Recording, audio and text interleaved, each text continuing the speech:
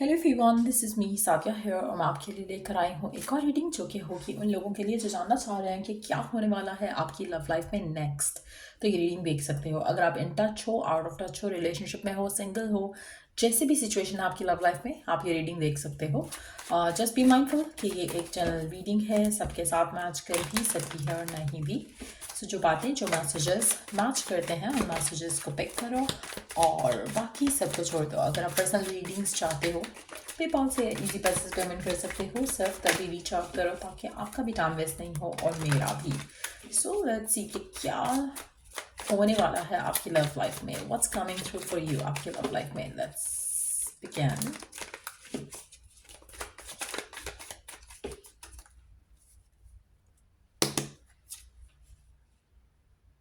Nine of Swords, Nine of Wands,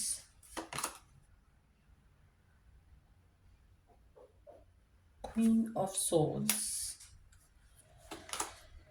Nine of Swords. Wow, heavy energy majority लोगों के लिए।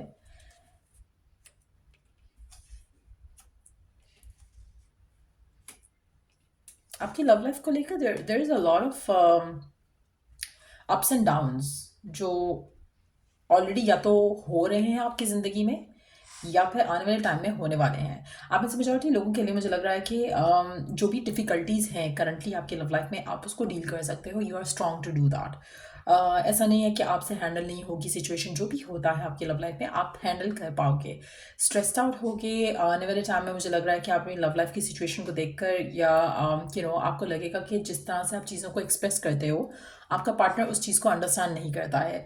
आपका जो कम्युनिकेशन है वो क्लियर नहीं हो पा रही है आपके पर्सन के साथ। तो लैक ऑफ कम्युनिकेशन मैं डेफिनेटली आते देख रही हूँ यहाँ पे। लैक ऑफ क्लैरिटी आते देख रही हूँ आपकी लव लाइफ में। अगर आप कम्प्लीटली सिंगल हो तो मुझे लगता है कि जिस तरह के लोगों से आपकी बात होती है, आपकी जो भी जिस तरह के भी लोग आपकी लाइफ में एंटर होंगे, आपको उनके साथ एक कनेक्शन नहीं बैठेगा। आपको लगेगा कि उनका माइंडसेट आपका माइंडसेट कम्प्लीटली डिफरेंट है।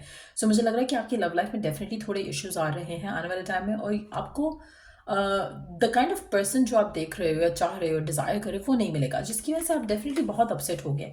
अगर आप किसी के साथ हो ना करंटली, उसके साथ भी आपका कनेक्शन जो है बिल्कुल ऑफ लगेगा आपको। और आपको लगेगा कि कुछ तो गलत है इस कनेक्शन में, कुछ तो है जो आपकी और आपके पर्सन की एनर्जी मैच नहीं कर रही है।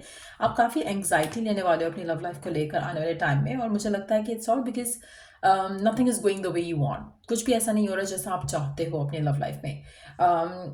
इवन अगर आप एक्शन भी लेते हो, it's not gonna work out for you. So let's see कि आपको फिर क्या करना चाहिए गिवन सर्कमस्टांसेस में। Let's see what do you need to do. क्योंकि ऐसा लग रहा है कि आप कुछ करोगे तो वो आपको आपको बाद में लगेगा कि you been like stupid to put the effort. चाहे आप सिंगल भी हो, अगर आप हो सकता है कि आप you are being out and about ताकि आपकी और लोगों से मुलाकात हो, लेकिन जिस तरह के लोग आपको मिलते हैं यू वुड फील लाइक कि इट्स नॉट वर्थ इट। तो फिर आपको क्या करना चाहिए जिससे आपकी लव लाइफ में कुछ पॉजिटिविटी आए। अगर आप किसी स्पेसिफिक समवन के साथ हो तो आपको उसमें भी डिसअपॉइंटिंग बिहेवियर देखने को मिलेगा अपने पर्सन के एंड से। तो कहीं ना कहीं कुछ ऐसा है जो कि आपको काफ़ी डिसअपॉइंट करेगा। आप में से कुछ लोग सेजिटेरियस, जेमिनी हो सकते हो या फिर इन साइंस को डील कर रहे हो। बट लेट्स सी क्या कर सकते हो आप इस सिचुएशन में टू इम्प्रूव द सिचुएशन।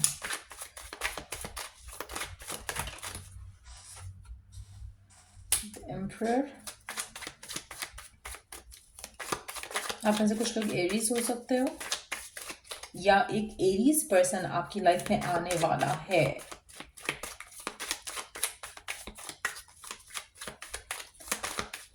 अच्छा, एक और चीज़ एम्पर के साथ आई कैन टेल कि अगर हम पूछें कि आपको क्या करना चाहिए, क्या आपका एटीट्यूड होना चाहिए right now towards love life, towards life, आपको अपनी सिचुएशन को ओन करना चाहिए। उसमें से उस एक्सपीरियंस से लर्न करना चाहिए जो ऑलरेडी आप जी चुके हो, rather than going into the same cycle again. आपको कोशिश करनी चाहिए कि जो साइकिल्स आपके हो चुके हैं उससे लर्न करके आप अपनी ज़िंदगी में आगे बढ़ो। एक और चीज़, आपको किसी को चेज आफ्टर नहीं करना है। एम्प्रर या एम्प्रेस की एनर्जी कभी भी किसी को चेज नहीं करती है। People want them, they don't want और they don't chase after anyone. तो आपकी एनर्जी ऐसी होनी चाहिए जहाँ पर आपको you are not putting extra effort कि आपको किसी की अटेंशन मिले। You don't have to flap the wings to get the attention. तो आपका एटीट्यूड वैसा होना चाहिए। आपको किसी को भी पाने के लिए ठीक है, आप प्यार करो, एक्सप्रेस करो, लेकिन आपको ओवरली कुछ नहीं करना है टू अट्रैक्ट लव। अगर एक रिलेशनशिप भी है, उसको भी जैसे आप एक्शन ले रहे हो वो आपके अगेंस्ट जा रहा है। सो अगर कुछ ऐसा है जो आपको डिसअपॉइंटिंग लग रहा है और एक दफ़ा लगा, दो दफ़ा लगा, तो मुझे लगता है कि it's better to pull off from this connection, stay away from this person कुछ टाइम के लिए। अपने आप को थोड़ा डिटैच करो इमोशनली, ताकि आप उस इंसान को अलाउ करो कि वो भी आपकी तरफ एक्शन ले। राइट ना, आपके लिए जो सबसे इम्पॉर्टेंट चीज़ है वो पुल अवे है, पुल बैक करना है, क्योंकि कहीं ना कहीं जब आप पुल अवे करोगे आप सोच समझ के डिसीजन ले सकोगे। अभी आप कुछ भी कर रहे हो, जैसे अगर आप कनेक्शन को फिक्स करने की भी कोशिश कर रहे हो, तो it's out of your fear. जब भी आप फेयरफुल कोई एक्शन लेते हो, फेयरफुल एक्शन कभी भी आपको फ्रूटफुल रिजल्ट नहीं देगा। सो वो चीज़ एक जो है वो आपको नहीं करनी है। आपको पुल अवे करना है, थोड़ा अपने आप को संभालना है इमोशनली। चाहे आप सिंगल भी हो तब भी, और इन अ रिलेशनशिप हो तब भी। आप में से जो लोग बहुत ज़्यादा एंग्शियस हो रहे हैं कि लव लाइफ में क्या होगा आगे, आपको अपनी लव लाइफ को लेके थोड़ा सरेंडर करना आपके लिए ज़्यादा सही रहेगा। और कोशिश करो कि आप अपने ऊपर फोकस लेकर आओ। राइट ना, आप किसी को चेज आफ्टर नहीं करो, किसी के पीछे मत भागो, लव के पीछे मत भागो, कनेक्शन के पीछे मत भागो, शादी के पीछे मत भागो। अपने आप के ऊपर फोकस लेकर आओ। अपने ऊपर जितना ज़्यादा आपका फोकस होगा, उतना ज़्यादा जो आपका जो लव लाइफ से लेकर जो स्ट्रेस जुड़ा है वो ख़त्म होगा, और वो स्ट्रेस ख़त्म होना बहुत ज़रूरी है। स्टेबिलिटी फील करना फ्रॉम विद इन। अच्छा, मैं अभी स्टेबिलिटी का मैंने नाम मेंशन किया, लाइक स्टेबिलिटी वर्ड मेंशन किया। I could see 4 and there you go, एक another 4 is here. So I really feel like you have to work on your own inner stability right now. और जब inner stability आएगी, automatically situation आपकी love life में बदलना शुरू हो जाएगी। जो चीज़ें आपको लग रहा है कि भी वर्क नहीं हो रही हैं, वो वर्क होना शुरू हो जाएंगी। जो ब्लॉकेजेस हैं वो ब्लॉकेजेस ख़त्म हो जाएंगे। सो मुझे लगता है कि आपकी लाइफ में जैसे ही आप अपने आप को थोड़ा संभालोगे, आपकी लाइफ में ऑफर अपॉर्चुनिटी, आपका कनेक्शन आपके स्पेसिफिक समवन के साथ वो इम्प्रूव होता आप देखोगे। डेफिनेटली स्टेबिलिटी आते देखोगे। आप में से मेजॉरिटी लोगों के लिए मुझे लगता है कि आपकी स्टेबिलिटी फ्रॉम विद इन, उसके ऊपर काम करने की ज़रूरत है। आपको राइट ना जो चाह रहे हो ना वो नहीं मिल रहा है लव लाइफ में, इसको लेके अपसेट नहीं होना, इसको नेगेटिव वे में नहीं सोचना। अगर आप इसको नेगेटिव वे में सोचोगे, नेगेटिव वे में अफर्म करोगे, वो और चीज़ें आपके लिए नेगेटिव होती जाएंगी। सो इट्स वेरी इंपॉर्टेंट कि जो भी चल रहा है उसमें बी थैंकफुल, क्योंकि आपका अगर कोई रिलेशनशिप नहीं हो रहा, may be God is saving you from a bad one.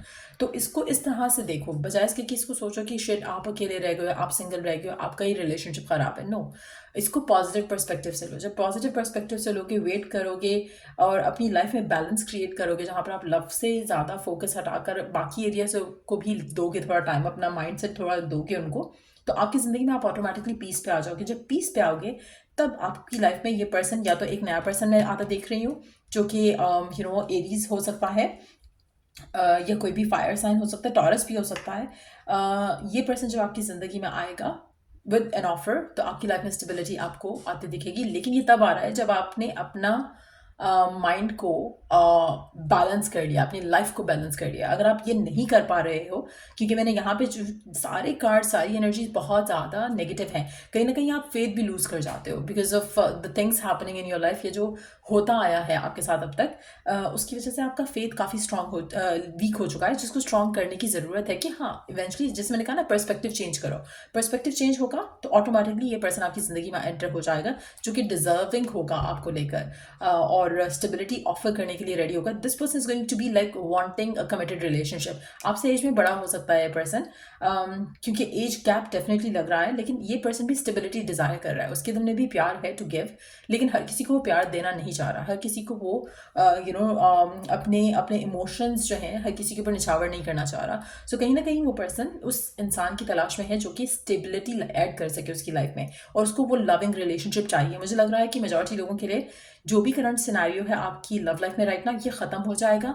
आपकी ज़िंदगी में पॉजिटिविटी के साथ एक नया चैप्टर स्टार्ट होगा जो कि बहुत स्टेबल रहेगा। ये पर्सन आपसे बहुत ज़्यादा एक्सप्रेसिव होगा अपने इमोशंस को लेकर, और इस इंसान के साथ आपकी ज़िंदगी आने वाले टाइम में बदलने वाली है। लेकिन ये जो चेंजेस हैं, ये जो यहाँ पर लाने ज़रूरी हैं, ये आपको करना पड़ेगा। अगर आप ये नहीं करोगे, एंग्शियस ही रहोगे, वरिड ही रहोगे, अपसेट ही रहोगे, चेज आफ्टर ही करते रहोगे, चेंजेस नहीं आएंगे। स्पेशली अगर आप चाहते हो कि आपके स्पेसिफिक समवन की तरफ से आपको कोई चेंज मिले, आपका डिटैच होना बहुत ज़रूरी है, फेथ के साथ, नेगेटिविटी के साथ नहीं, फेथ के साथ डिटैच होना बहुत ज़रूरी है। फिर आपको जब आपकी ज़िंदगी में आप स्टेबिलिटी फील करोगे उनके बगैर भी, तब आपकी लव लाइफ में पॉजिटिव चेंज आ सकता है उस पर्सन के साथ भी। सो ये थी रीडिंग आप लोगों की। अगर आपको इस रीडिंग से हेल्प मिला हो, गाइडेंस मिला हो, तो लाइक शेयर सब्सक्राइब ज़रूर करो। और till I do the next reading आप लोगों के लिए, टेक केयर एंड बाय।